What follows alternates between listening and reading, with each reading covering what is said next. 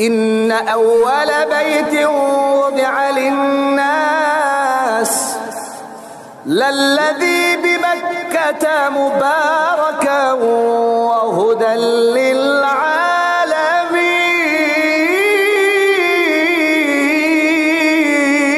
للعالمين الله বলেন إن أول بيت وضع للناس ও আমার বান্দারা ভালো করে শোনো আমি আল্লাহ পৃথিবীর সর্বপ্রথম যেই ঘর বানাইলাম মানুষের জন্য লাল্লাযী বিবাক্কাতা ওই ঘরটা আমি আল্লাহ মক্কায় বানাইছি বলেন আল্লাহু আকবার ওই ঘরটা মক্কার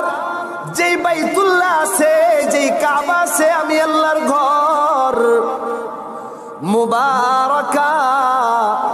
এই ঘরটা হলো সারা পৃথিবীর মানুষের জন্য বরকতের জায়গা আল্লাহু আকবার ওয়া হুদাল লিল আলামিন